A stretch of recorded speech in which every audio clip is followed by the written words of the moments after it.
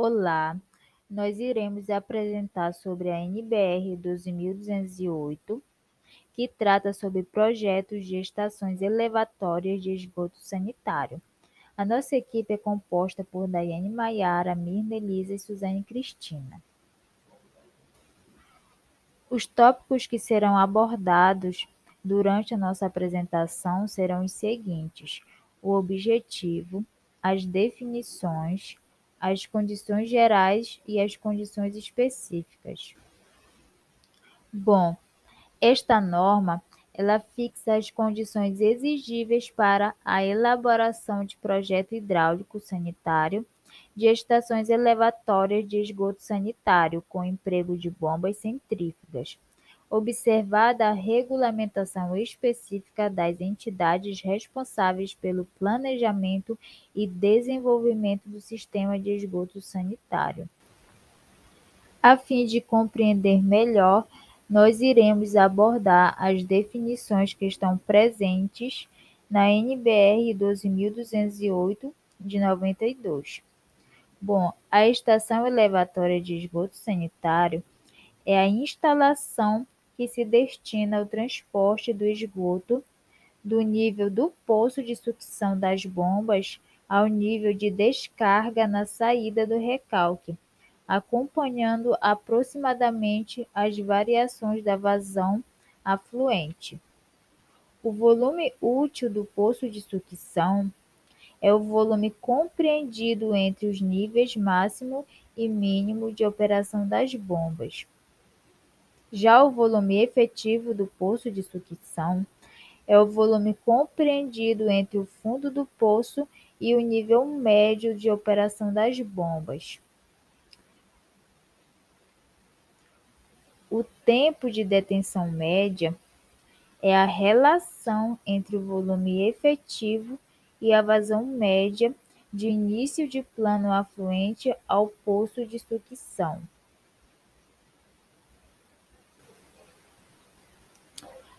A vazão média de início de plano é a vazão afluente inicial, avaliada conforme critério da NBR 9.649 ou NBR 12.207, conforme o caso. A faixa de operação do poço de sucção ela é a distância vertical entre os níveis máximo e mínimo de operação das bombas. A curva característica é o lugar geométrico dos pontos de correspondência biunívoca entre altura manométrica e vazão. O ponto de operação é a interseção das curvas características da bomba e do sistema, e a altura manométrica ela é a diferença de pressão do líquido entre a entrada e a saída da bomba. Em relação aos requisitos, conforme o relatório do estudo de concepção elaborado na NBR 9.648, deve constar explicitamente a localização da estação elevatória, os níveis de enchente no local da elevatória, a diretriz do conduto de recalque quando houver, e a localização do ponto de descarga do recalque. Em relação às características do conduto afluente, deve-se ter a forma e dimensão da seção transversal, a especificação do material, a cota da soleira na entrada da elevatória, as alturas das lâminas relativa às vazões do afluente.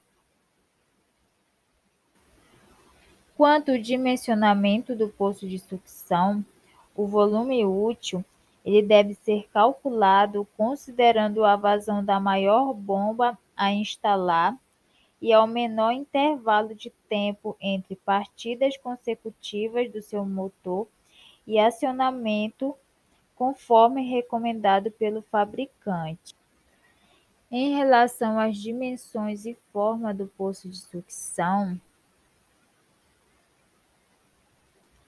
devem ser determinadas a partir do volume útil calculado respeitado os seguintes critérios: não permitir a formação de vórtice, não permitir descarga livre na entrada nem velocidade de aproximação superior a 0,60 metros por segundo,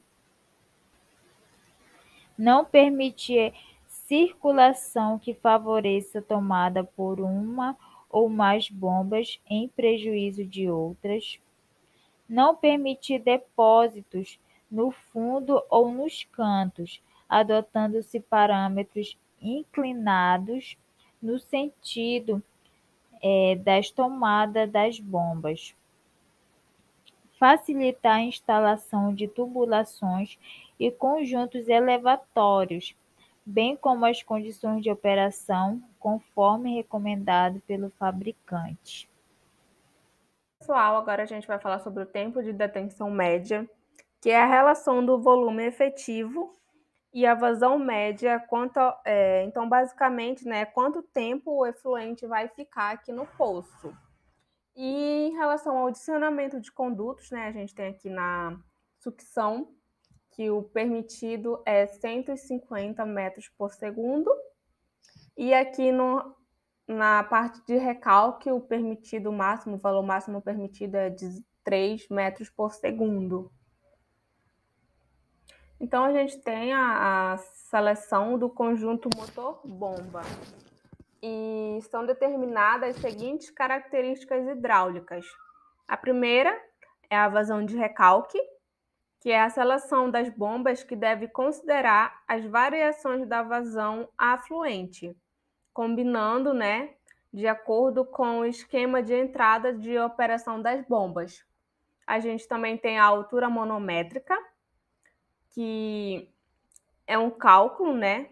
Tem todo um cálculo da altura manométrica, e esse cálculo ele deve levar em consideração o envelhecimento dos tubos ao longo do alcance do projeto, a variação combinada dos níveis do poço de sucção e na saída de recalque, a aderência de material às paredes dos tubos, levando em consideração essa tubulação suja. E também temos o NPSH, que é basicamente a quantidade fornecida a uma bomba para criar uma redução na pressão total. A gente também tem um relatório de apresentação do projeto, né, dessas estações elevatórias, e o que deve ter nesse relatório. Deve ter um memorial descritível da instalação, também deve ter um memorial de cálculo hidráulico e especificações também, né, indicando os fabricantes, os modelos selecionados para os equipamentos. Também deve ter especificações dos serviços em materiais. Também deve ter o orçamento e um manual de operação e, por fim, desenhos, né? Desenhos de tubulações, de fundação, de instalações prediais. Um outro tópico da NBR são as condições específicas. Aqui a gente tem as características operacionais do conjunto motor-bomba. Então, entre essas características, a gente tem a rotação, que o limite superior recomendado é de 1,80 RPM. Também temos as curvas características e a potência, né? A potência ela deve ser calculada de acordo com para atender a e também temos a potência. A potência do motor de acionamento deve ser calculada de modo a atender com folga a qualquer ponto de operação da bomba, respectivamente. Então, aqui, né, a gente tem um exemplo, né, desse conjunto motor-bomba. O tópico da NBR é o canal afluente, que pode ser previsto a montante do poço de sucção para as seguintes finalidades: reunião de contribuição, regularização do fluxo, instalação de extravasor, instalação de comportas, instalação de equipamentos para remoção de sólidos grosseiros, instalação de dispositivo para medição, expensão e manutenção. E a gente também tem o dimensionamento, que deve ser considerado, né, a uma velocidade mínima de 0,40 metros por segundo para a vazão afluente inicial. Bom, dando continuidade, vamos falar um pouco sobre a remoção de sólidos grosseiros, né? E a seleção e o dimensionamento dos dispositivos ou equipamentos que dependem das características das bombas ou equipamentos que devem ser protegidos das características e quantidade prevista do material a ser retido, bem como das dificuldades e necessidades operacionais da instalação, que são admitidos os seguintes: grade de barra de limpeza manual ou mecânica, cesto, triturador e peneira. Bom, também temos grades de barras, né, que devem ser de limpeza mecanizada quando a vazão afluente final é igual ou superior a 250 litros por segundo, ou quando o volume do material a ser retido diariamente justificar este equipamento, né? Quando a limpeza for mecanizada, recomenda-se a instalação de pelo menos 2 unidades. Quando não existir esta possibilidade, deve ser construído um canal, né, de desvio, o chamado bypass, que protegido por grade de limpeza manual, de mesmo espaçamento entre barras, quando houver risco, né, de danos ao equipamento de remoção, deve ser instalada a montante grade grossa de limpeza manual. E levado-se em conta também as dificuldades, né, de operação relativas à localização da elevatória e a profundidade do canal.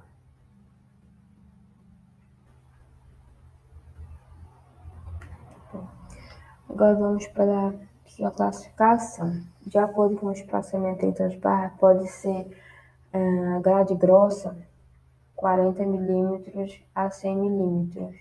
Já a grade média é 20 mm a 40 mm. E a grade fina 10 mm a 20 mm. Bom, dimensionamento. Os critérios a observar são a velocidade através da grade máxima de 1,20 metros por segundo para a vazão afluente final. Já a inclinação, né, em relação à horizontal, na limpeza manual, é de 45 a 60 graus, né? E limpeza mecânica é de 60 a 90 graus. Perda de carga mínima a ser considerada no cálculo.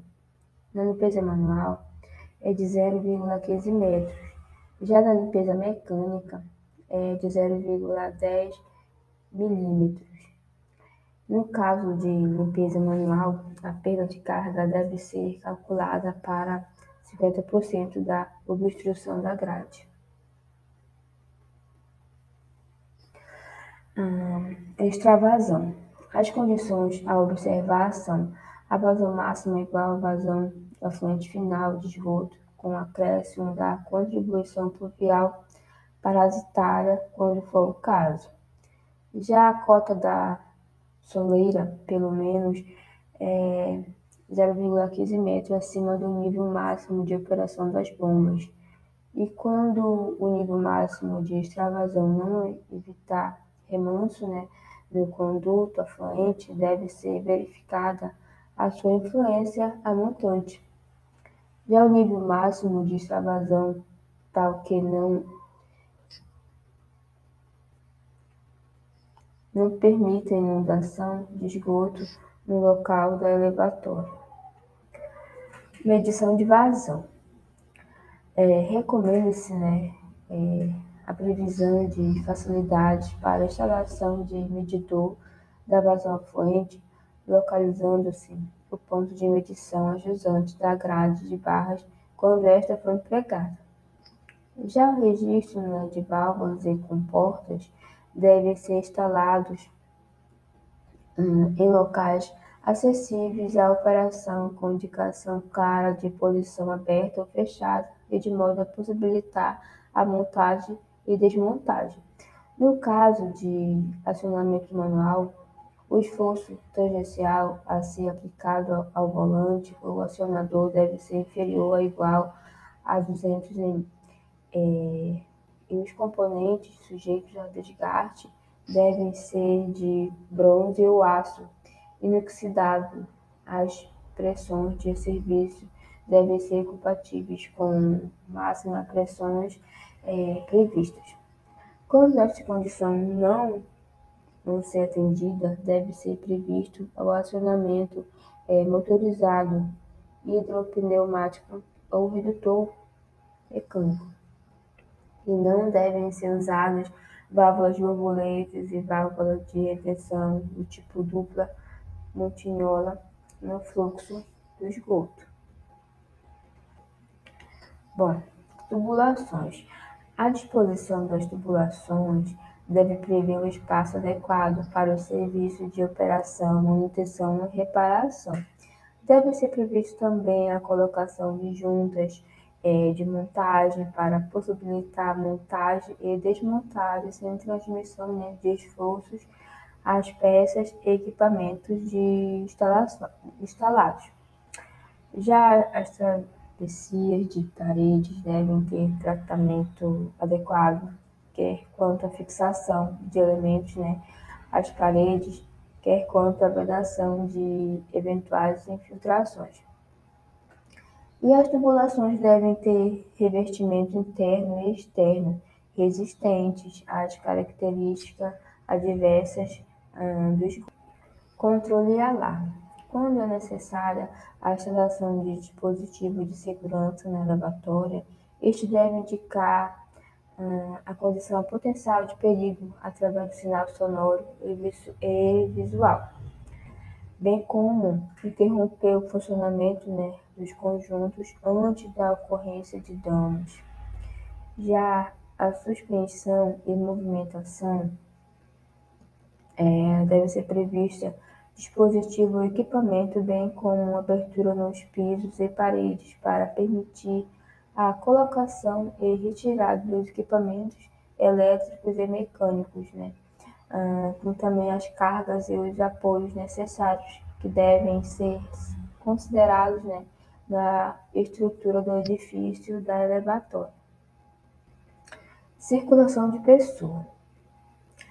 As escadas e os acessos necessários ao pessoal de operação devem ser cômodos e seguros, protegidos com guarda-corpo e corrimão, e piso antiaderente de material resistente à corrosão.